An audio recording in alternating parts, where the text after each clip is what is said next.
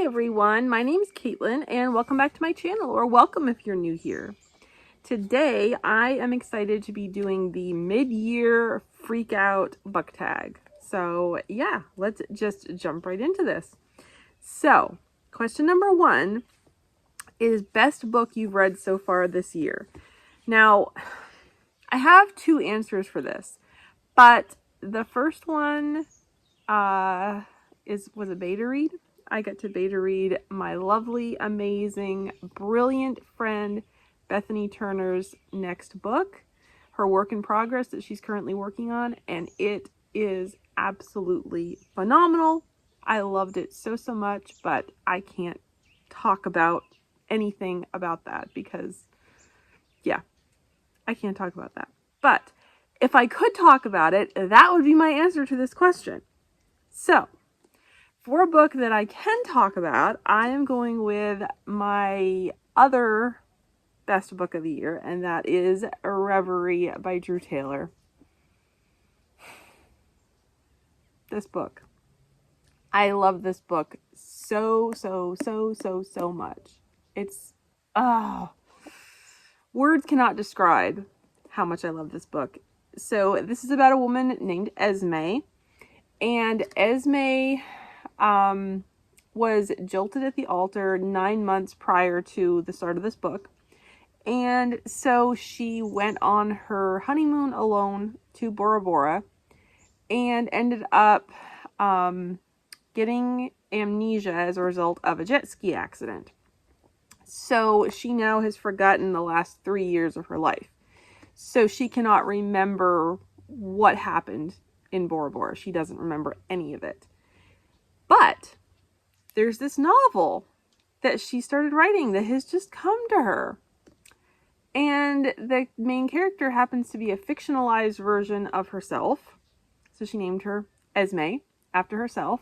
And it's about a woman who gets jilted at the altar and goes on her honeymoon to Bora Bora alone.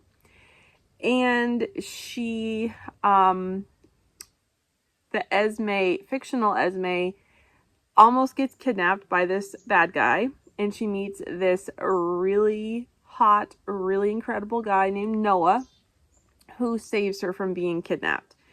And so Esme's novel is Noah and Esme's fictional whirlwind romance in Bora Bora. But she does not know, is Noah real?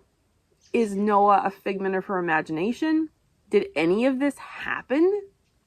It feels real to her, but is it just the real feeling of fiction to us readers and writers? Or did any of this actually happen? You know, is this fiction or are these memories? Then she has an appointment to meet with a literary agent, and he walks through the door and he looks identical to Noah, the character from her novel. So that's where the story starts, and it goes from there. And I loved it so much. It's more like chick lit women's fiction, but there's a heavy amount of romance in this book. Completely closed door, but yeah, no language. I loved it so much. And there's a great faith thread in it. This book is everything. There are so many layers to it. It made me giddy, and I just adored it so much. So you will be seeing this book again many times on my channel. You will be seeing it several more times in this tag. So let's move on. Okay.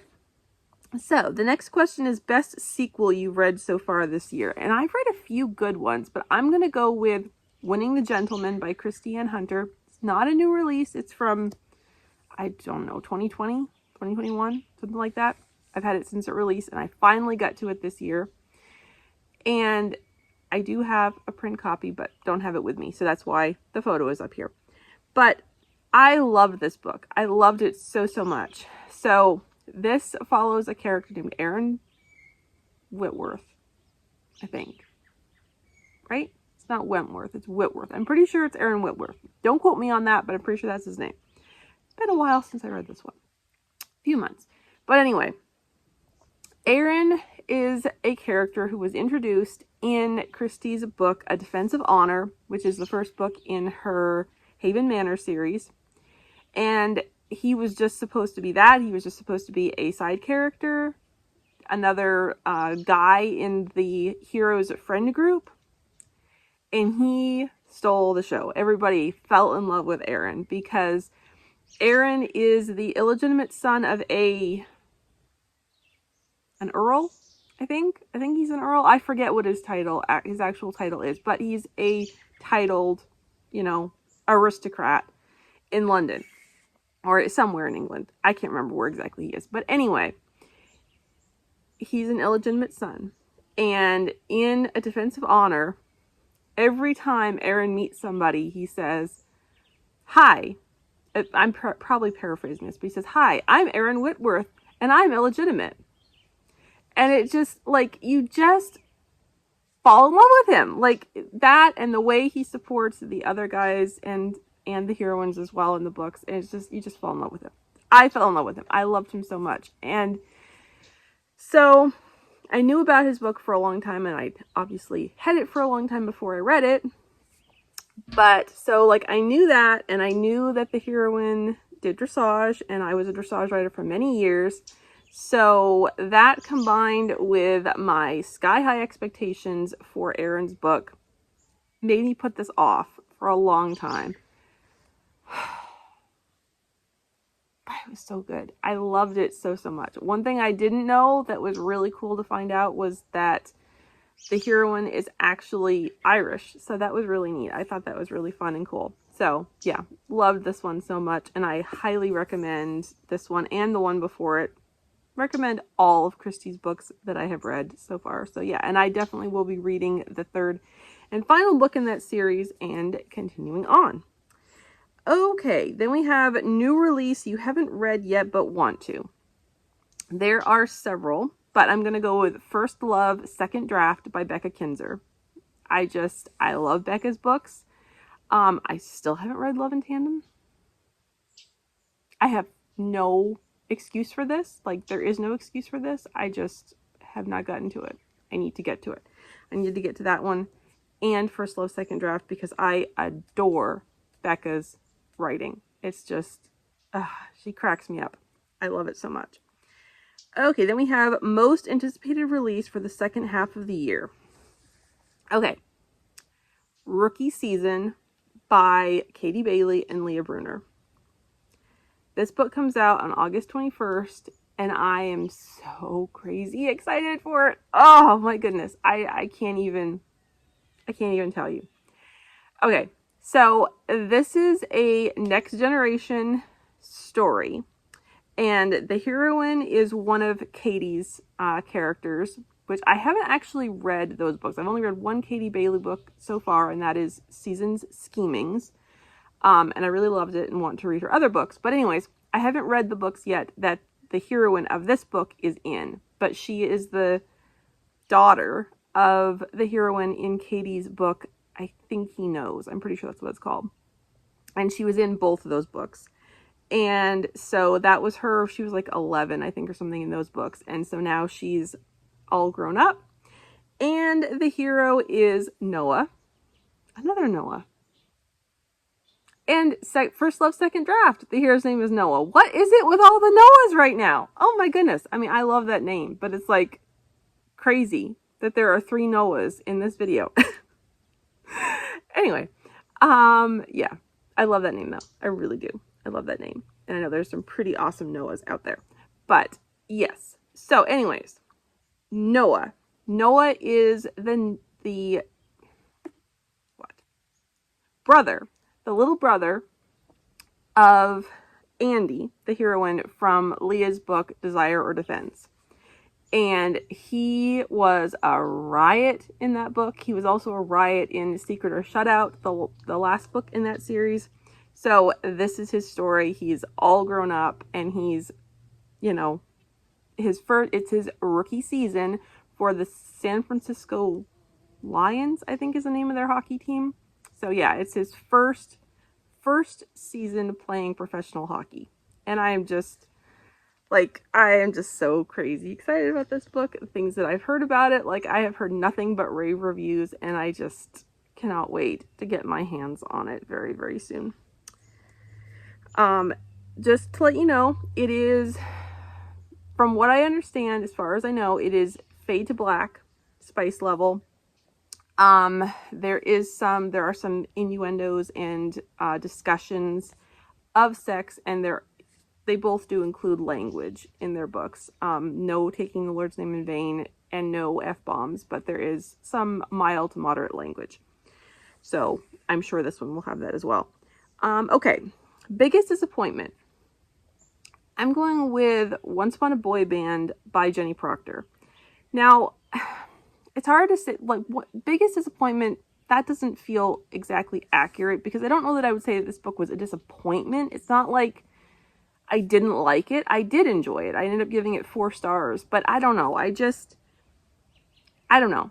I guess I just kind of expected something more from it. Like, I was expecting to be wowed and blown away and absolutely amazed by it. And it was just kind of, that was fun, cute. I enjoyed that, but probably not one I would reread. So I was kind of disappointed that it just wasn't kind of like an over-the-top amazing read for me. So that's that one. Okay, favorite new. Oh, no, I missed one. Biggest surprise. That is The Highland Heist by Pepper Basham. This is book 4 in the Freddie and Grace mystery series. Now, I should preface this. This is not a surprise in the sense that I was surprised that I loved it. No, that didn't surprise me at all. I knew I would love it because it's Pepper Basham. How am I not? And it's Freddie and Grace. I mean, there's no chance that I would not love it. And I did. It was 5 stars. Amazing. Loved it so much. But there is something that happens in this book. There is a plot twist that I did not see coming. And I loved that. It was so good. I was like, what is happening right now? Yeah, did not see that coming. And I am usually pretty good at like predicting those things. So I was blown away. Bravo, Pepper, for taking me by surprise, because that doesn't usually happen. So well done, Pepper. Well done. Okay, what is the next prompt? Book that made you cry. No, it's not book that made you cry. I thought those two were together, but that's not. The next prompt is favorite new, debut, or new to you author. So for this, I'm going with 2, even though it's hard because I read new to me authors this year, or debut authors, but all of them, like, so far I've only read 1 book by them. So it's like, can I really consider them a favorite? But I think I can. So first up is Madelyn Smith. I read her novella, Romance Isn't a Country Song, and I absolutely adored it so much. I am hooked. I will forever be a fan of her books, and yeah, loved it so much. It was hilarious and sweet and swoony, and it had great Christian themes to it, and it was everything. I loved it so much. And the other one is Grace Worthington. I listened to her audiobook for her story, Perfectly Wedded. Yes, Perfectly Wedded. And I have the audiobook now of Perfectly Faked, which is the second book in the series. So I'm really looking forward to that one. I really loved Perfectly Wedded. It was, as you can probably tell, a marriage of convenience story. It was a hockey romance. And yeah, I loved her writing style, and I loved the story. So I am very excited to read the second one. And of course, I'm very, very excited to read all the rest of Madelyn Smith's books as well. Okay. Let's see. Newest fictional crush. Do we need to say it? Noah? I mean, there is no better answer to this question than Noah. I'll just leave it at that. Okay. Newest favorite character. I told you you'd see Reverie again. Esme. I love Esme. She is just the best. I could relate to her on so many levels. Yeah, just loved her. Okay. Now a book that is not, a question that's not answered with Reverie, although it could be, but I was trying to, like, you know, have some variety here, because this next question totally applies to Reverie as well, but like I said, I wanted to, you know, change it up a little bit. So,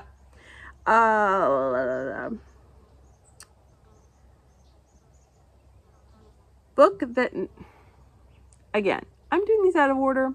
Oh well, we'll go with it. Book that made you happy. The Love Haters by Katherine Center. Adored it. Enough said. Please read it. Katherine Center does use very strong language. There are some F-bombs, and yeah, I do not love that about her books, but I love the stories. And this one was kisses only. I think there were a few instances of innuendo, but nothing beyond that, so I loved it so much. Okay, book that made you cry, which this question was supposed to come before book that made you happy, but yeah, that didn't happen. So, The Designated Date by Drew Taylor. Yeah, there was one specific scene in this book that made me cry. And I was going to read it to you guys, but we're already 16 and a half minutes into this video, so yeah, I'm not going to do that in this video, but maybe in a future video. So yeah, I love this one so much. Okay, what is the next question? Favorite book to film adaptation you saw this year? So I put off doing this tag for about a week or so because I wanted to wait until after I had seen the If I Run movie. So this is based on the book If I Run by Terri Blackstock. I watched the premiere of it on Lifetime on Saturday, August 2nd. It was so well done. Oh my goodness. I loved it. I loved it so much. I'm usually pretty tough on book to movie adaptations, particularly of a book that I loved, but they did this one so well. Oh my word. It was like, I actually haven't reread it since it released, but it's amazing the amount of details that I remembered from when it released, when I read it originally, and it just, it was so faithful, so true to the book, and just so good. So good. It was like, it made me giddy. It really did, because it was literally like seeing the book come to life. And I have to say, the actress who played Casey did a great job, and I loved the guy that they picked to play Dylan. He was fantastic. I loved him so much. But the entire movie was just like perfection. Like, I could not imagine a better adaptation of it. So, highly recommend it if you get the chance to watch it. I'm sure it will be out on DVD at some point as well. And they will be doing If I'm Found coming sometime in 2026. I don't know when, but yeah, that announcement was on there. So there's that. Okay, let's see. The next question is favorite review you've written this year, and then the BookTube version favorite video you have done so far this year. So for favorite review, I'm going with my review of Reverie by Drew Taylor, which I posted on Instagram, so I will leave that linked down below so you can go check it out. And it's also on my Goodreads as well if you follow me there. Favorite video would probably, I don't know, I mean, I've loved all the videos I've done, but I'll probably go with my book and movie / TV show pairings video. That was so fun to do. I just love that so much. So that will also be linked down below in case you missed it. So yeah. Loved that one. Okay, then we've got most beautiful book you've bought or received so far this year. So, I purchased the box set of one of my all-time favorite series, the River of Time series by Lisa T. Berggren. This is Waterfall, book 1. And I just brought this out with me. I did do a YouTube short unboxing video where I showed the whole entire series. So I will link that down below as well if you have not seen it. So please go check it out because they are gorgeous and I just love this series so much. This series is everything to me. Yeah, this series will always and forever have my heart and be one of my all-time favorites. And yeah, isn't it just absolutely stunningly gorgeous? Oh my word. Yeah, they're just the prettiest editions. There's the inside. And there's the back cover. And like I said, the full unboxing video will be linked in the description below, so please go check that out if you haven't already. Okay, and then our last question is, what books do you need to read by the end of the year? I don't have any specific answers to this question because I'm going to try my best to mood read for the rest of the year. So yeah, that's kind of where I'm at right now. Is I'm going to try to read as many books that I already own as possible. I may be going on a book buying ban. We shall see how that goes. But yeah, so I think that's everything for this tag. Thank you so much for watching, and I will see you in my next video. Bye.